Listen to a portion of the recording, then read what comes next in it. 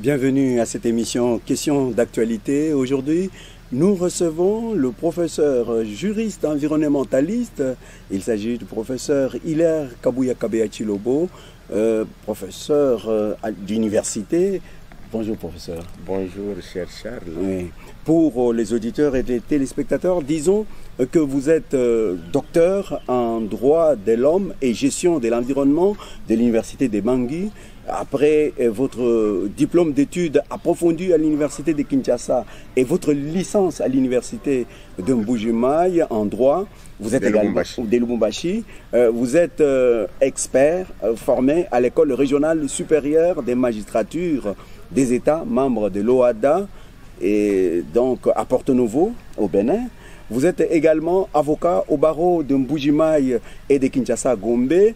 Vous avez été consultant des associations du barreau américain et ABA et coordonnateur pays de programme centrafricain pour la justice qui couvrait 4 pays. Il s'agit du Burundi, Congo-Brazzaville, Rwanda et RDC. Professeur également à l'université officielle. Vous êtes professeur à l'université officielle de Mbuji-Mayi, Fondation Cardinal Joseph Albert Maloula. Là, c'est l'université de Mbuji-Mayi. Vous êtes à l'université officielle et à l'université de Mbuji-Mayi. J'enseigne dans les deux et d'autres. Oui, également, vous êtes à l'université moderne de Kinkole, IMK, doyen et vice-doyen honoraire à la faculté de droit, respectivement à l'université protestante au cœur du Congo, UPCC. C'est en Mbuji-Mayi et l'université de Mbuji-Mayi. Vous avez écrit plusieurs publications, notamment Éducation relative à l'environnement et l'intellectuel congolais. Vous avez également écrit La gestion des forêts en République démocratique du Congo, études écologiques. Vous avez études écologiques, économiques et juridiques. Ça, c'est chez l'Harmattan à Paris en 2016.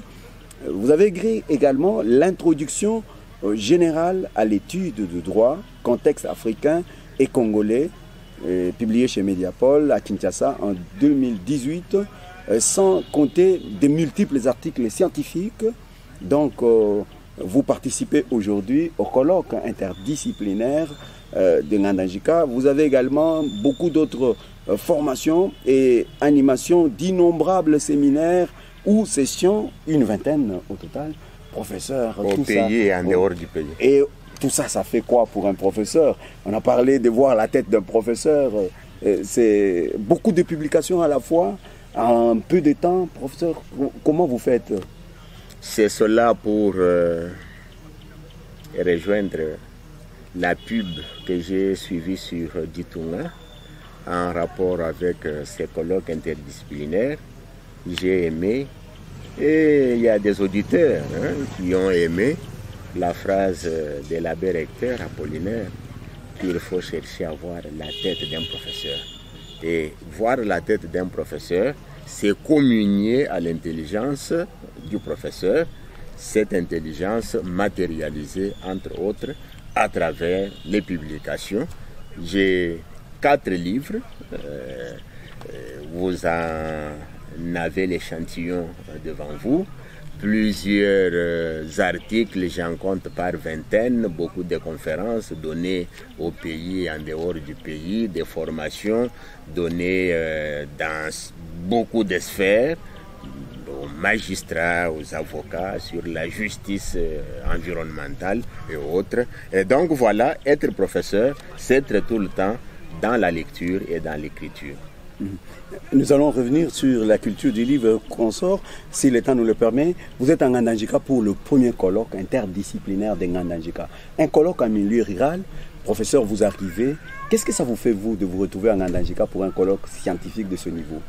Oui, vous savez, je vais vous surprendre très agréablement. Ce sont de très bonnes retrouvailles pour nous ici en Ngandajika. Le président de la Cour constitutionnelle, Dieudonné Kalouba, qui est aussi dans ces murs depuis hier, qui va intervenir avec nous, À l'arrivée, l'abbé Raphaël me dit, il a demandé, est-ce que le professeur Kabouya est là? Nous communiquons avec vous. J'ai dit que j'allais vous surprendre de manière très agréable parce que Dieudonné Kalouba, c'est un collègue de promotion du petit séminaire Lukelenge. L'abbé Chibaka Apollinaire est de cette école du petit séminaire Lukelenge. C'est là que nous avons fait nos premières rencontres. D'abord comme des élèves, moi venant de Tchibengabou, vous voyez Djiléji, voilà, c'est quartier perdu, Tchibengabou. Kalouba vient de Bokwamulumba. Apollinaire, leur quartier, nous étions la même paroisse, mais derrière Nkumi. Je ne sais pas très bien comment s'appeler. Mais quand vous prenez, c'est la périphérie. Apollinaire ne venait pas de la ville Miba, donc je ne venais pas non plus des quartiers richissimes de Simis. Dieudonné venait de Bokwamulumba. Et vous voyez qu'aujourd'hui, nous avons un renom international, nous avons une production palpable. C'est autant dire que le village est toujours pourvoyeur des intelligences et des intelligences beaucoup plus pratiques, efficientes et efficientes. Et donc c'est un plaisir parce que je me retrouve à mes origines et nous qui partons des villages ou des milieux presque oubliés ou désintéressés, nous affrontons la vie avec déterminisme. Vous êtes en Andajika pour ce colloque. Dites-nous, votre intervention porte sur quoi exactement? Oui, je vais parler sur la consommation au village, vue sous l'angle du droit et des droits de l'homme. Du droit, c'est-à-dire du droit en tant que science, en tant qu'ensemble de connaissances, et des droits de l'homme, la consommation étant un des droits subjectifs consacrés par la Constitution, auquel devra s'adonner des consommateurs, et il faudra qu'on leur apprenne à consommer sain. Parce qu'on ne consomme pas n'importe quoi, il y a la qualité qui est exigée pour qu'un consommateur puisse être protégé et ne pas tomber sous le coup de l'insécurité. Est-ce qu'il y a insécurité en milieu rural pour la consommation? Je crois que la culture de consommation, c'est la culture des villes où il y a des consommations massives. Bon, il n'y a pas de type d'homme créé. Nous sommes tous créés à l'image de Dieu, exposés aux maladies de la même manière. Si sécurité il y a, nous devons aussi également être sécurisés de la même manière. Le président John Kennedy, que vous connaissez, il a été président américain, il est considéré comme précurseur de la protection ou du mouvement de protection en faveur des consommateurs.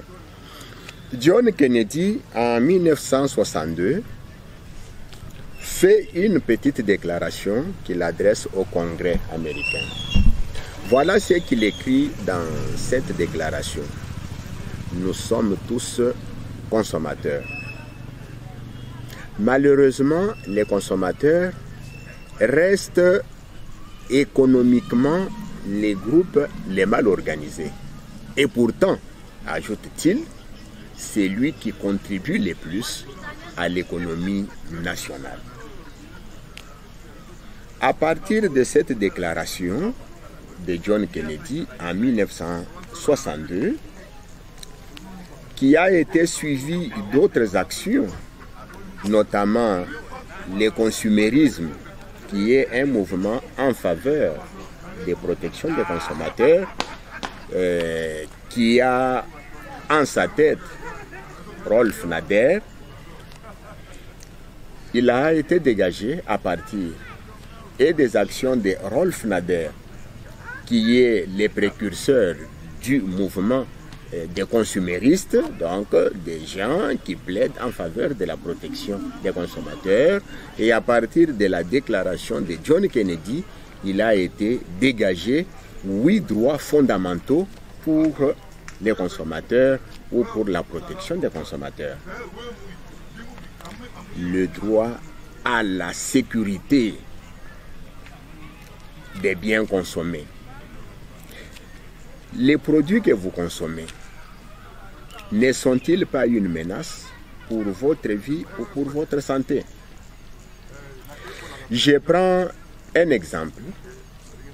Vous avez suivi sur les ondes que j'ai été très regardant, j'ai dénoncé les produits farine du programme Nkwadi. Pourquoi? Parce que cette farine est conditionnée dans un sac, mais un sac qui a des éléments qui ne corroborent pas en termes d'étiquette avec le contenu. Pour être plus technique, je veux dire que lorsqu'on est devant un produit comme la farine de Nkwadi, il y a deux types d'examens envisageables ou prévus par l'Office congolais de contrôle que nous avons comme outil de vérification de la qualité, de la quantité, de la conformité des biens et des services et même des prix. Il y a le premier examen que nous appelons l'examen organoleptique. C'est un examen que tout le monde peut faire de manière visible. Vous prenez l'emballage, vous allez voir qu'il y a des mentions. Date de production, 2021 par exemple. Date de péremption, d'expiration du produit, 2025 par exemple. Vous comprenez? Ça. OCC contrôle et dit ok, on sait dans quel timing ce produit est bon et ce produit est consommable. Il passe aux éléments, aux ingrédients qui ont été utilisés pour la fabrication de ce produit, pour voir s'ils répondent aux normes nutritionnelles. Il y a tel taux de sucre, tel taux de limpide, tel taux de matière grasse, etc., etc. Ça, c'est l'examen organoleptique de l'emballage. Si tous ces éléments sont conformes, il passe au deuxième examen que nous appelons l'examen physico-chimique. Il va maintenant vérifier les contenus, la farine en question, au laboratoire maintenant, avec les microscopes et d'autres matériels, pour voir les taux exprimés des matières grasses. On a dit qu'il y a 1, autant. On vérifie. Est-ce que la teneur, c'est 1, autant, comme signalé? La matière limpide ou quoi? L'eau, bon, c'est 0, autant. On vérifie les taux, est-ce que c'est conforme? Ok. Si les deux, ce sont des examens qui sont mis ensemble. L'un ne peut pas exclure l'autre. Ils doivent être conformes, tous deux. Si au niveau déjà de l'emballage, de l'examen organoleptique, les éléments ne sont pas cohérents, on va déclarer que les produits sont non conformes. Je reviens sur ce cas. La farine de Nkwadi, qu'est-ce qui s'est passé? On trouve déjà sur l'emballage que la farine est produite en 2021 et que la date d'expiration c'est 2025. C'est abominable. Pourquoi? Une farine ne peut pas être conservée au-delà de 6 mois. Et donc, à travers la date de production et la date de péremption, il y a déjà une tromperie qu'on fait aux consommateurs. Et c'est une infraction.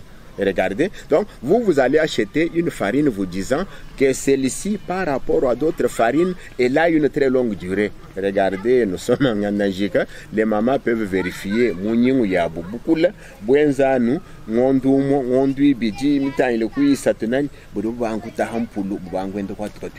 Donc la farine de froment, la farine de maïs et autres n'est conservable que dans un délai qui ne peut pas dépasser 6 mois. Mais déjà la farine de Nkwadi, on mettait de 2021 à 2025. Une première fraude. Une deuxième fraude certifiée par l'OCC.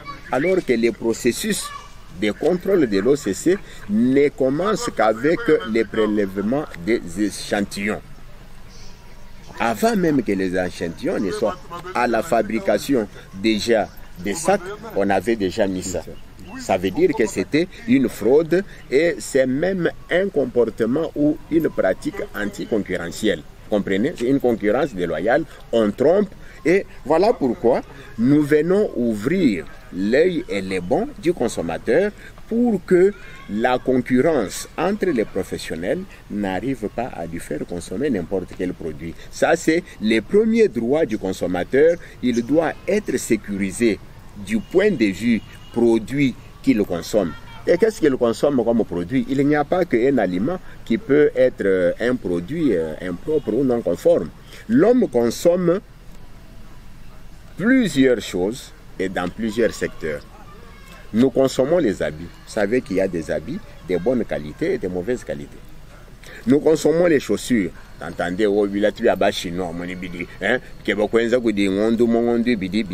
donc, nous consommons les routes, nous consommons les maisons, nous consommons les produits pharmaceutiques, nous consommons les produits de quincaillerie, nous consommons les électroménagers. Donc, tout ce qui est à la portée de l'homme et tout ce que l'homme utilise pour répondre à l'un ou l'autre besoin, c'est un produit de consommation.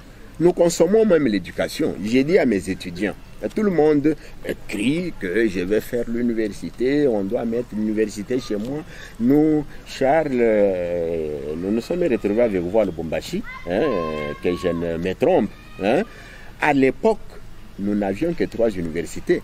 L'université de Kinshasa, qui est la transformation de l'Ovanium, qui était une université catholique, l'université de Kisangani, qui était une université des protestants, et l'université de Lubumbashi, qui était l'université officielle. C'est pourquoi, à un moment donné, on l'a appelée UNAZA, Université nationale du Zaïre, UOC, Université officielle du Congo.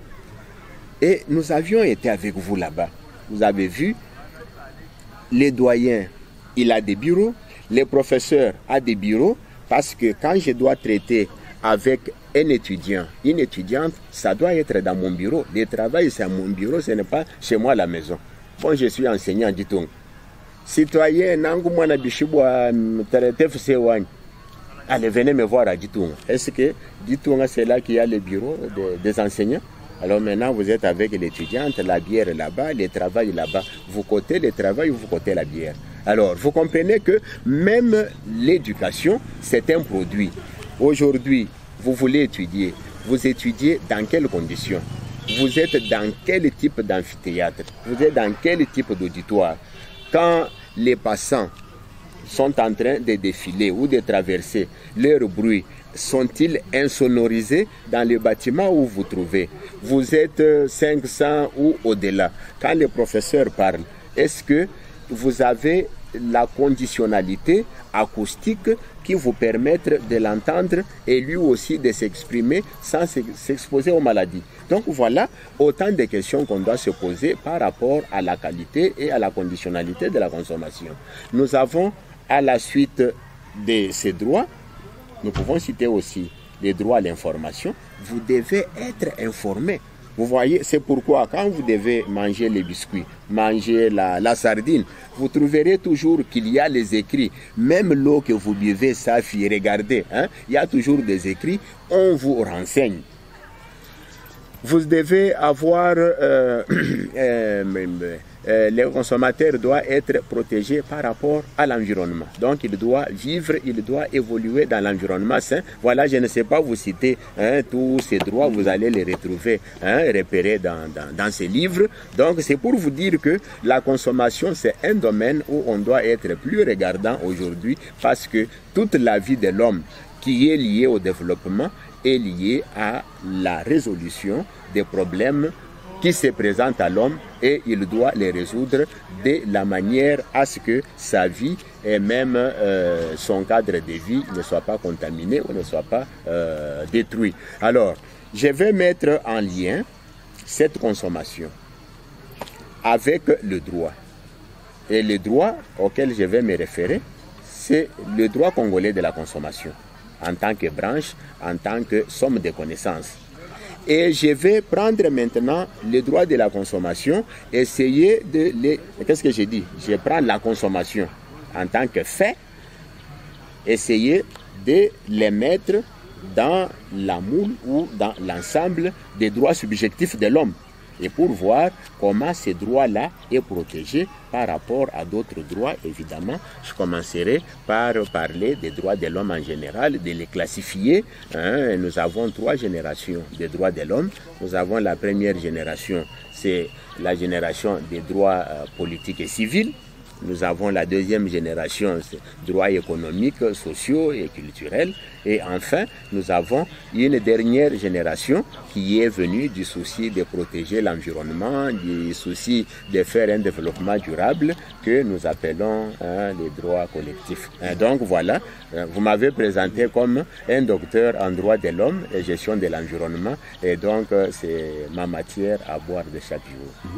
Les droits de l'homme et l'environnement, comme vous dites là, les droits de consommation, ça exige, j'ai senti, des laboratoires, un outil important. Vous avez parlé de l'OCC avec ce laboratoire, mais en milieu rural où nous sommes, où vous tenez votre colloque, dites-nous, qu'est-ce qu'il fait le consommateur? Il n'a ni laboratoire. Qui contrôle cette qualité pour le rassurer? J'ai acheté une bouteille de vin à la boutique de Ditunga et pourtant je suis dans le milieu rural. Je mange dans le réfectoire de Ditunga, j'ai mangé les œufs, j'ai mangé des histoires qui viennent peut-être de la gamme des produits manufacturés. Donc, quand je vois tous vos camions qui entrent, j'étais au marché hier, donc vous venez avec des produits commerciables. On ne dit pas que quand on est au village, ce qu'on consomme au village doit être contrôlé au village. Il y a, je prends parce que vous avez évoqué les cas de laboratoire de l'OCC, est-ce qu'ils doivent être partout? Non, l'OCC ne doit pas être partout. Mais les commerçants, avant de mettre leurs produits sur les marchés ou les fournisseurs, ils savent qu'ils passent d'abord par l'Office congolais de contrôle pour s'assurer le contrôle de qualité, de quantité et de conformité. Et c'est après seulement que les produits sont mis sur les marchés. Mettre les produits sur les marchés, c'est les rendre commerciables. En ce moment-là, les commerçants de Ngandanjika, de Chineng, de Inkaninchine, de je ne sais pas, Mande ou quoi, ils achètent, ils amènent et ces villageois-là, ils prennent un produit qui est consommé, qui est consommable, qui est contrôlé. Bon. Est-ce qu'il faut me demander s'il faut envisager le contrôle du manioc que les villageois lui-même produit? Est-ce qu'il faut envisager le contrôle des qualités des pondous que la maman amène? J'ai dit oui. Nos mamans, ils savent la notion d'hygiène, savent la notion de propriété. D'ailleurs, nous qui avions grandi dans les maisons à chaume, en terre, sans pavement, sans carreaux, c'était des maisons les plus hygiéniquement tenues. Même nos toilettes indigènes ici, on y mettait de la cendre. Il y avait un petit balai chaque matin, on mettait des soins. Quand vous prenez, il y avait même des images qui frisaient un peu la peur ou l'intimidation dans la jeunesse. C'était une manière de donner l'éducation. On vous dit par exemple, ça voulait dire quoi? C'était un comportement environnemental. La nuit, avant de dormir, vous savez que nos maisons n'étaient pas pavées, n'étaient pas carrelées. C'était des maisons en terre. Quand vous balayez la nuit, c'est pour soulever la poussière. La poussière va rester pendante dans l'air et quand vous dormez, vous allez l'inhaler. Vous comprenez? Et non, ce n'est pas le moment pour balayer parce que vous risquez de soulever la poussière. Mais si vous voulez balayer, qu'est-ce que vous faites? Vous allez imbiber un peu l'espace que vous voulez balayer, asperger de l'eau de façon à ce que la poussière soit contenue et que en ce moment-là, vous pouvez enlever la saleté. Nous n'avions pas peut-être des sous-vêtements, excusez-moi, nous les juristes, les termes, c'est les termes. Vous allez entendre dire au village, en réalité, on voulait dire quoi? Attention, les papas qui montent là, il n'a peut-être pas les caches-sexes, il n'a pas. Et donc nous avions une éducation qui véhiculait déjà des notions d'hygiène et même des notions de sécurité ou de protection. Alors, la maman qui prépare au village, on ne lui demande pas d'avoir le laboratoire. Les soins, tout le monde sait comment le faire. Aujourd'hui, avec le coronavirus, tout le monde sait maintenant, même au village, même plus loin, tout le monde sait que non, pour éviter les microbes, il faut se laver les mains. La maman, dès son jeune âge, elle sait que la notion de vaisselle existe. Hein? Elle sait que non, avant d'épiler les feuilles de manioc, je dois les nettoyer, je dois m'assurer qu'il n'y a pas d'insectes et surtout, je ne dois pas les faire la nuit. Parce que la nuit, je peux faire passer un insecte ou un corps étranger sans me rendre compte. Vous savez, ça c'est des petits gestes qu'on peut apprendre aux gens pour qu'ils contrôlent. On ne contrôle pas seulement avec les laboratoires, j'ai dit, on peut contrôler avec les yeux. C'est question de faire voir à mes collègues, à mes confrères villageois, à mes copains villageois, copines, amis villageois, villageoises, que nous devons être regardants.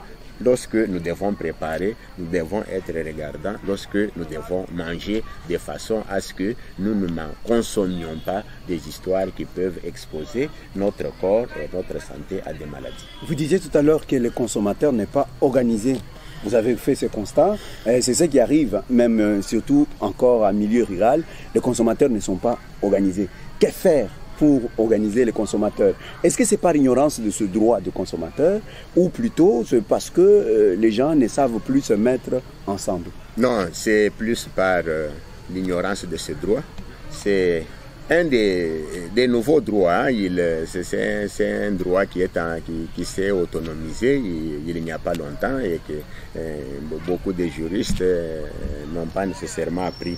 Alors, c'est pourquoi c'est une première, hein, je ne m'en vante pas, qui ait des connaissances de droit qui lient à la fois la consommation et la concurrence. Hein. Si les juristes qui ont parcouru la littérature, la doctrine congolaise en matière de la consommation, ils verront même que ceux qui ont écrit avant moi ont plus mis l'accent sur les produits alimentaires. Mais moi, quand vous prenez ces livres, je parle de la consommation dans tous les secteurs. Vous verrez même sur la couverture qu'il y a des pylônes. Vous voyez, il y a l'étalage des marchés. Vous voyez, il y a là-bas le carburant. Vous voyez, il y a un chariot vide qui attend prendre des immondices parce que toutes nos consommations produisent des déchets. Si j'entre avec vous dans votre labo de Ditunga, il y a déjà beaucoup d'ordinateurs, surtout sur pied, hein, qui sont déjà abîmés, que nous appelons des déchets informatiques. Vous en avez tout plein là-bas. Vous avez des déchets électriques, des balastres, des tubes, des fils, hein, qui ne sont plus utilisables. Ça s'appelle des déchets. Leur point de chute, c'est quoi? C'est l'environnement. Et quand ils entrent dans l'environnement, ils détruisent l'environnement. Vous avez les hôpitaux. Ils produisent quoi? Ce que nous appelons des déchets biomédicaux. Au moment où nous parlons, si vous faites un tour à l'hôpital, observez leur incinérateur. Hein, vous allez y trouver des gens accidentés. Il y a des jambes amputées qui sont là-bas, des mains, une main qui a été broyée. Bon, les services chirurgicaux font quoi? Ils le coupent. Ce qu'ils le coupent là, ça devient un déchet. Hein? Vous prenez les mamans qui sont dans les maternités, hein? Les sangs qu'elles versent à l'occasion de l'accouchement, les placentas, les poches des os, tout ça, ça devient quoi? Ce sont des déchets. Quand nous parlons des déchets biomédicaux.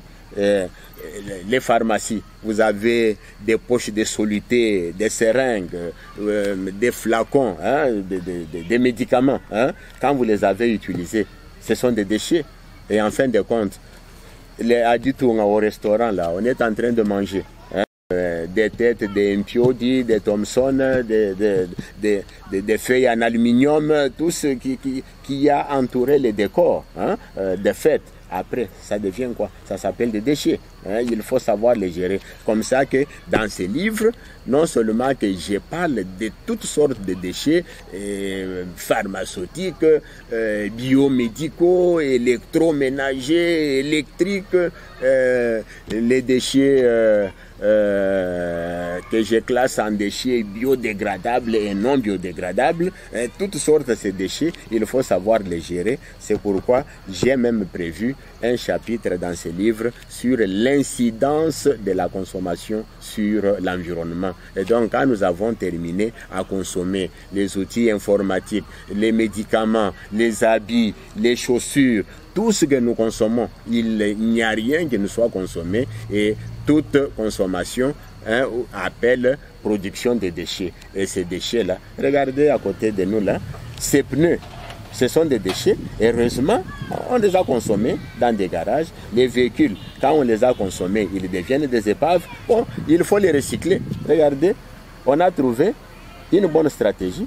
On a recyclé ces pneus en faisant d'eux un décor. J'ai vu une Vespa là-bas recyclée qui devient un objet attirant. Voilà ce que je voudrais apprendre aux villageois comme moi, comment ils peuvent se comporter. Nous avons les déchets que nous produisons plus au village. Ce sont souvent des déchets que nous appelons les déchets biodégradables. Les déchets de nos champs, comme les restes des carottes de manioc qu'on a épluchées, comme les feuilles de manioc, comme l'herbe elle-même qu'on a dégagée lorsqu'on sarclait. Voilà, tout ça, ça peut être composté pour que ça donne un humus qui peut être un bon fertilisant dans nos champs ou dans nos jardins. C'est une manière de gérer aussi les déchets. Donc, professeur, c'est un discours très académique, de haut niveau. Et qu'est-ce que vous faites pour que cela arrive pour Je donne de la matière à vous, les journalistes qui avaient... Est-ce qu'il y a un programme de vulgarisation de ce droit? Parce que c'est un droit nouveau, droit à la consommation, qui n'est pas très connu. Moi, je l'enseigne en tant que professeur.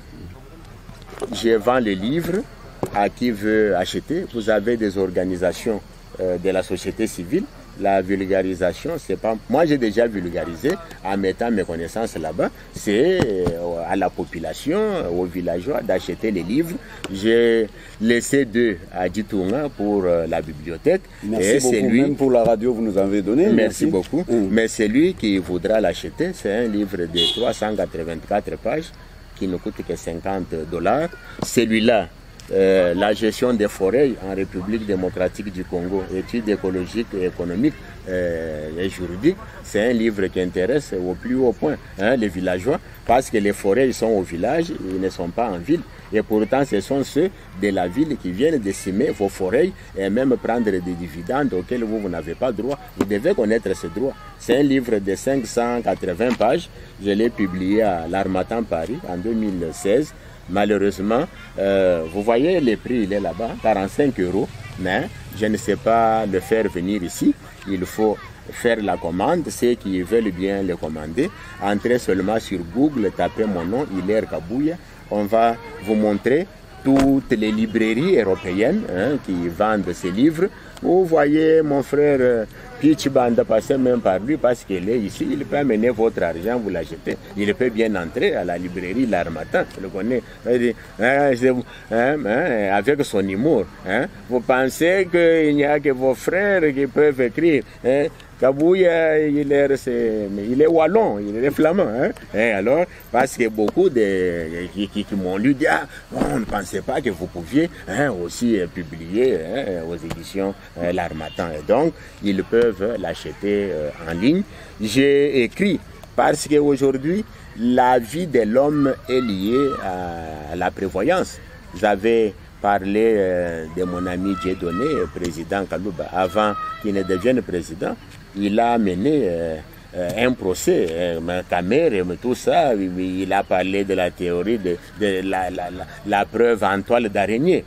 Donc, aujourd'hui, pour vous défendre, vous devez connaître le droit. Voilà pourquoi, au-delà de ceux qui peuvent l'apprendre comme des juristes, tout le monde est tenu de connaître ses droits. Voilà, vous avez un ABC ici, du droit, Introduction générale à l'étude du droit, contexte africain, congolais. Je l'ai écrit dans un langage tel que n'importe quel Africain peut les lire et les comprendre parce que les Africains, nous avons les mêmes problèmes, hein, peut-être quitte à les adapter à une différence près, mais je crois que nos lois, notre droit est universel et nous avons peut-être intérêt à les partager et à fédérer des choses pour que nous puissions légiférer de façon communautaire. Voilà. Professeur, lorsque vous parlez des livres, c'est quelque chose de rare, si pas rarissime. C'est vrai, Ditunga a offert la possibilité d'avoir une bibliothèque. Peut-être qu'à cette occasion, il y en a qui vont toucher de vos livres ici. Mais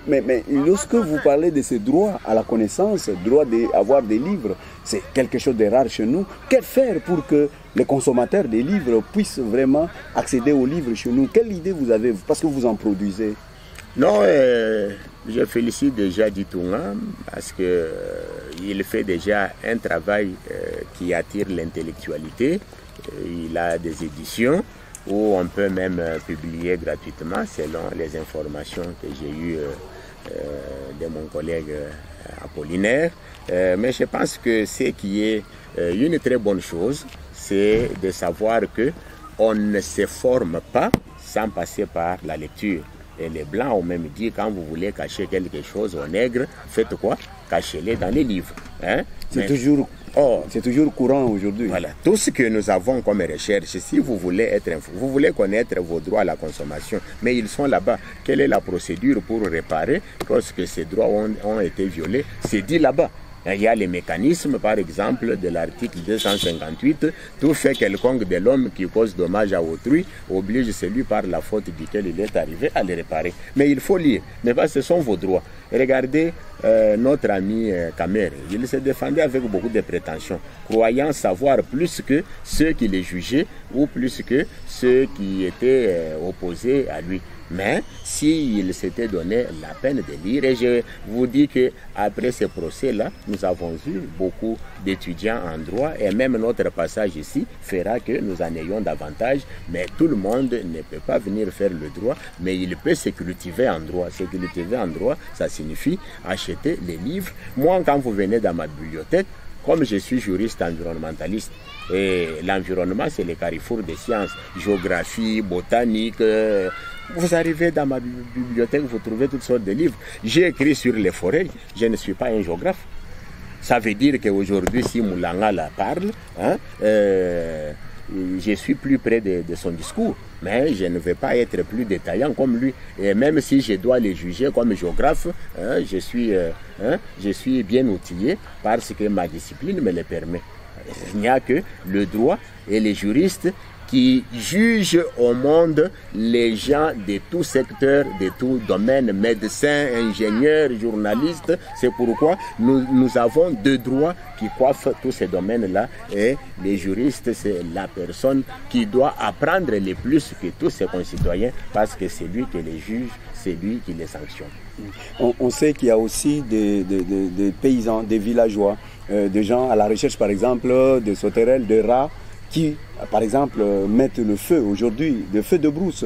Ils détruisent. Ditunga a une forêt qui a été victime par plus de 2 fois d'incendies comme ça, dans moins de... Ce sont des actes infractionnels. C'est pourquoi il faut des séminaires de capacitation. Je dis, cette spécialisation que j'ai, beaucoup de juristes ne sont pas là-dedans. Je suis docteur en droit de l'homme et gestion de l'environnement. J'enseigne les matières comme le droit agricole et forestier. J'enseigne le droit de l'environnement. Chez les agronomes en 2e grade, en terminale, j'enseigne aux ingénieurs qui quittent déjà la législation agricole et environnementale. Lorsque vous allez même devant nos cours et tribunaux, au parquet, dans des greffes, vous vérifiez les dossiers. Vous allez voir des dossiers qui sont en rapport avec l'environnement, ils sont rares. pollution sonore, déforestation, abattage d'arbres, tout ça pourquoi? Parce que et les magistrats, et même les avocats, et même la population n'ont pas de connaissances là-dessus. C'est pourquoi il appartient aux organisations comme Ditunga, comme d'autres ONG, de pouvoir organiser des séminaires de formation et nous inviter. Nous allons venir animer, former des formateurs parce qu'il faut aujourd'hui une formation sur l'État et tout le monde ne va pas aller à l'université pour se faire spécialiste du droit de l'environnement et donc organiser des sessions, des séminaires. C'est ce que je suis en train de faire avec vous, je vulgarise, je parle, mais ce n'est pas assez. Comment dans cette émission de 30 minutes ou 1 heure, je vais parler d'un livre de 580 pages, parler d'un livre de 384 et celui-là plus de 200. Donc vous comprenez que quand on veut se cultiver et défendre ses droits, mieux les connaître, il faut avoir soi-même l'accès à l'information et la meilleure information est contenue dans des livres. Les paysans, le monde rural, c'est beaucoup plus de violations des droits de l'homme. Vous êtes spécialiste en ce droit. Vous verrez que lorsqu'on est en ville, dans le grand centre, ça diminue, mais dans le village, ce sont des arrestations parfois pour rien, des choses comme ça. Qu'est-ce qu'on peut faire pour vous êtes là dans la génération des droits de l'homme, la première génération des droits de l'homme, les droits civils et politiques. C'est vrai, quand vous prenez la Constitution, les articles 16, 17, 26 suivants, vous avez les droits à l'intégrité physique, vous avez les droits à la vie, nul ne peut, vous avez les droits à la liberté, etc., etc. Mais comment vous allez les défendre si vous ne les connaissez pas? Je parle déjà de tout cela dans ces livres. Donc, vous êtes intéressé en tant que population, faites un sacrifice. Moi, pour devenir docteur, j'ai fait le sacrifice faisant des études depuis l'école maternelle jusqu'à l'université. Et je vous dis qu'à aucun niveau de ce cycle, j'ai eu un financement. Et même jusqu'à la thèse, c'est une thèse qui est l'effort de ma propre poche. Donc, vous comprenez que, mais vous, pour acheter un livre qui coûte $30, comme l'introduction là, celui-là, c'est 100 s'il peut être là-bas, mais je ne le fais pas venir parce que les Congolais disent toujours que ça coûte cher. Il n'y a que les iPhones, les vestes. Mais les Congolais aiment s'habiller. Ils aiment l'art, avoir un iPad de $1000, là c'est passable. Mais avoir un livre de $50, alors que c'est lui qui vous a donné les connaissances pour accéder au iPad, à ces Jeep, à tout ce que vous avez comme apparence. Non, là ça coûte cher. Donc nous resterons dans notre état mental. Vous savez que même quand on parle de la ville n'est pas nécessairement l'emplacement ville en termes de statut juridique. Non, mais c'est d'abord en termes de nos mentalités. À Kinshasa, il y a des villageois qui vivent dans la ville de Kinshasa. Donc quand vous avez quelqu'un à Kinshasa qui dort dans un hangar, qui continue à aller dans un WC indigène, dans des quartiers périphériques, et même vous pouvez les retrouver comme ça dans les communes Barumbu, Mongafula, Patati Patata, mais ce sont des villageois, mais qui se disent être en ville. Mais Mukendi est villageois, il est dans les villages, mais en train de vivre en ville. Regardez les décors, les toilettes que Mukendi fréquente, en Gandanjika, l'électricité, nous en avons 24. Je crois que c'est d'abord une question de la mentalité, une question de ce qu'on veut être. À ce moment-là, on peut même ne pas, tout en n'étant pas dans une ville avec le statut juridique de la ville, créer sa propre ville, c'est-à-dire la ville en termes de conditionnalité moderne, là où on se trouve. Voilà. Un droit qui a fait couler beaucoup d'encre, c'est le droit, je sais pas, des gens à la communication. Il y a eu ce qu'on appelait RAM.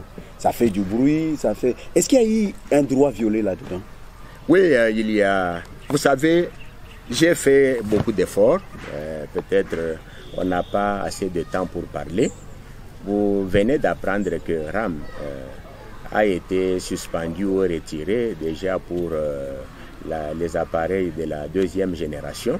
Et je crois que les combats continuent.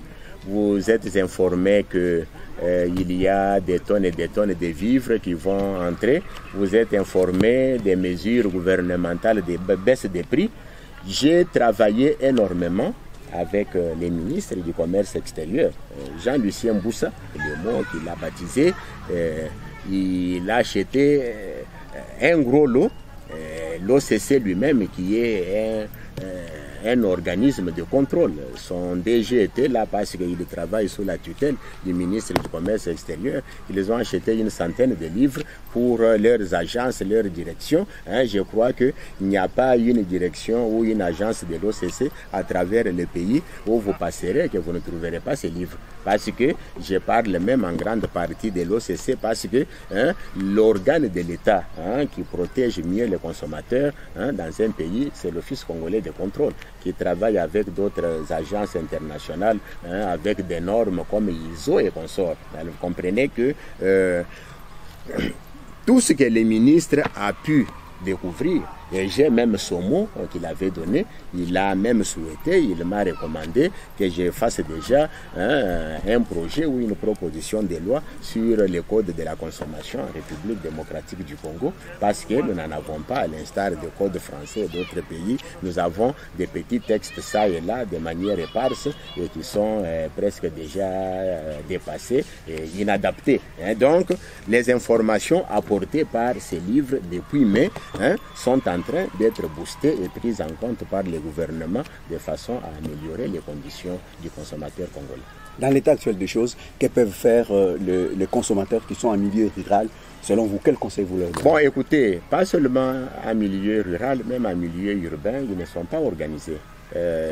Je donne une étude comparative en m'appuyant sur les droits français dans ces livres. Vous allez voir des structures étatiques. Je parle même d'une direction ici, Direction générale de la concurrence, de la consommation et de la répression des fraudes, DGCCRF. C'est une direction qui existe en France, que nous pourrons créer aussi ici, qui émerge au budget de l'État. Et si nous avions une telle direction, mais qui travaille avec les ministères publics, il ferait des poursuites, ferait condamner les gens. Mais quand vous avez les ONG qui vont, ils crient Yaram, sans aucune force de puissance publique, alors qu'ils sont en face des gens qui ont une puissance économique, ils n'ont ni la puissance publique, ni la puissance économique. Donc, il faudra ramener ceci sur les plans des institutions étatiques qui devraient s'occuper de la concurrence et de la consommation. Et pour ce qui est des consommateurs eux-mêmes, ils doivent s'organiser en secteurs. Vous êtes par exemple des pharmacies, consommateurs du secteur pharmaceutique, avec des pharmaciens formés à l'université. Secteur des télécommunications, association des consommateurs de la télécommunication, mais qui est créé par qui? Par des ingénieurs qui peuvent comprendre les mécanismes, parce que les gens que ces fournisseurs, que nous appelons les professionnels, face aux consommateurs qui sont des non-professionnels, ce sont les mêmes ingénieurs que ces gens-là, que Airtel, qui Orange, Vodacom utilisent. Ce sont les mêmes ingénieurs que nous avons à la cité ici.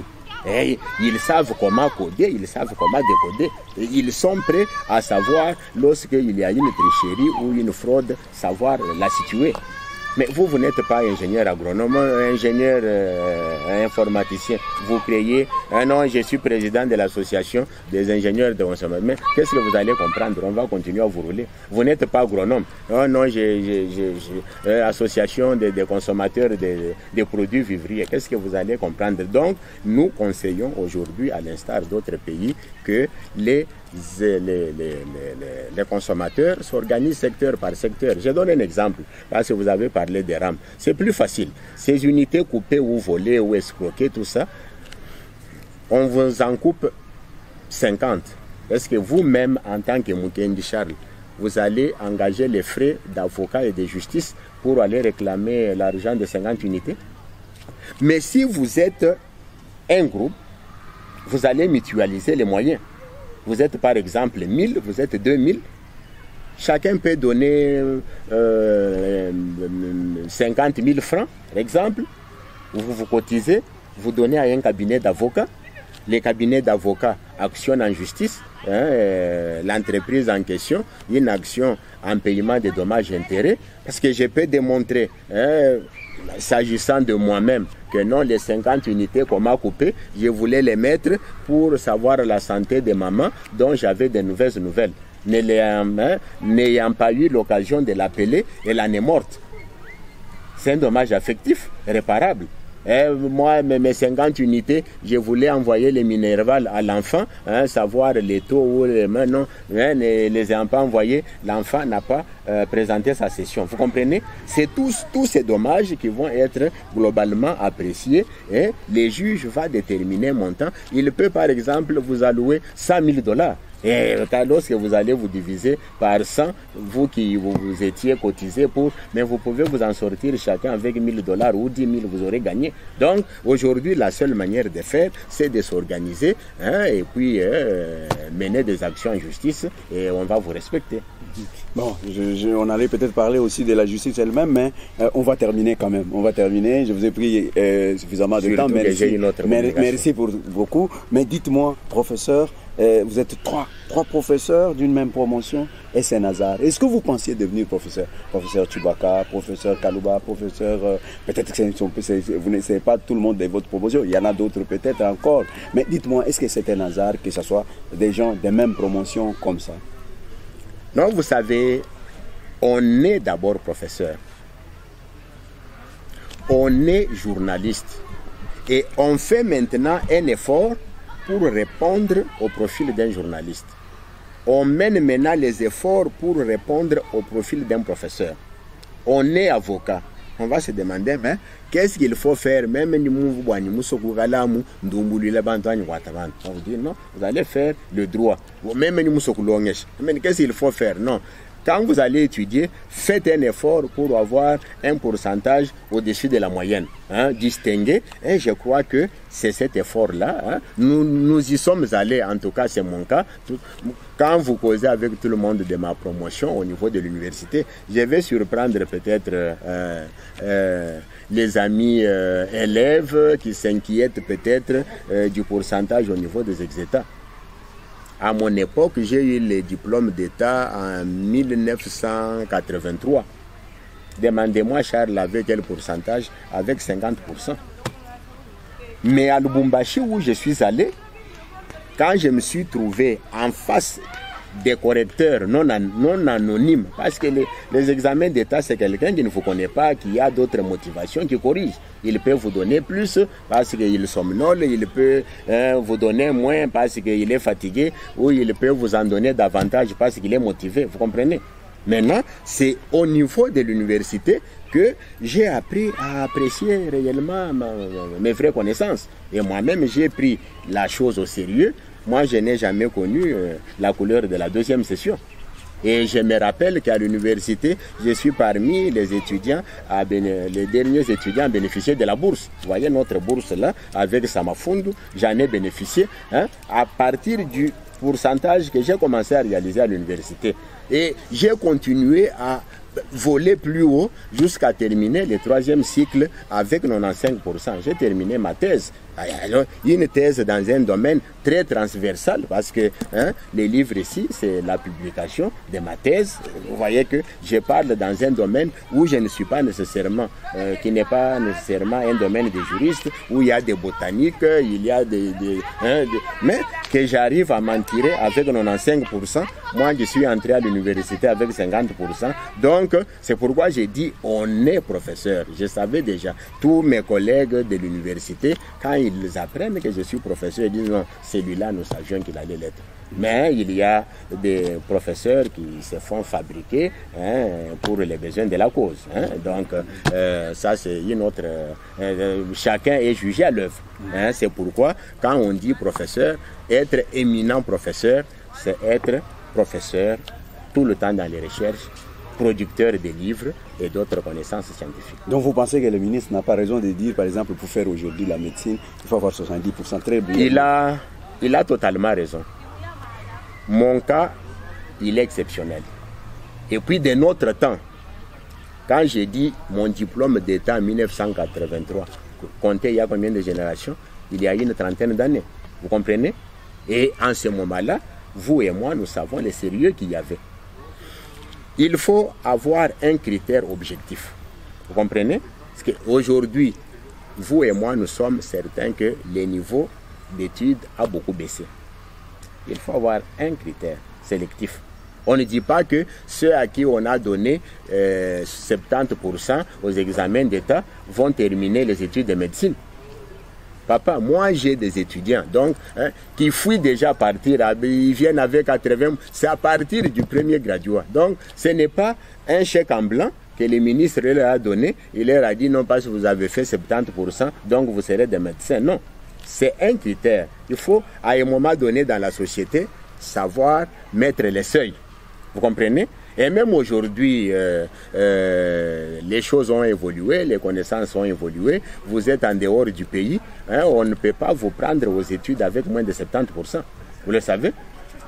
Peut-être qu'on va arriver à les généraliser avec d'autres secteurs de formation, mais pour la médecine, vous savez que la vie de l'homme en dépend. Nous avons aujourd'hui beaucoup de cimetières parce que nous avons eu beaucoup de médecins assassins. Alors, que conclure pour cette émission? Je vous remercie. Je remercie nos auditeurs et je vous demande de relayer dans toutes les langues, toutes les informations que je viens de vous donner parce que le travail de la sensibilisation, c'est vous, la presse et la société civile.